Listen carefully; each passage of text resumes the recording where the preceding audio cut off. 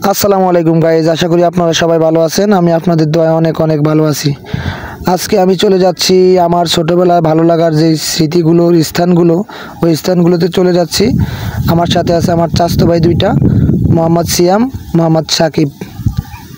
এখন আপনারা যেই জায়গাটা দেখতে পাচ্ছেন, এটা হলো আমার ছোটোবেলার মক্তব। এই মাঠে আমরা খেলাধুলা করতাম।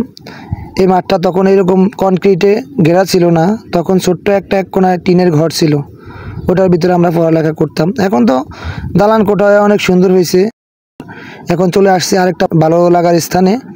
এই ভালো লাগার স্থানটা হলো আমাদের খালপাড়, যেটাকে বলে। এই খালপাড়ে আমরা অনেক লাফ দিতাম ব্রিজ থেকে, তারপরে হাড়াহাড়ি খেলতাম, অনেক দুষ্টামি করতাম এই জায়গায়। তখন এই কনক্রিটের এই ব্রিজটা ছিল না, তখন ছিল লোহার হাতুলির ব্রিজ। ওই হাতুল থেকে আমরা লাফ মারতাম খালে, লাফ মারে অনেক হাড়াহাড়ি খেলতাম আর কি। ওই যে দূরে দেখা যাচ্ছে একটা বেগ জাল, এটাতে আমরা মাছ ধরতাম ছোটো থাকতে। এখন চলে আসছি আরেকটা ভালো লাগার স্থান। এটা হলো আমার বড় চাচাদের বাড়ির দরজা। এই দরজা দিয়ে আমরা সোজা চলে যেতাম ঘাটলায় ওনাদের।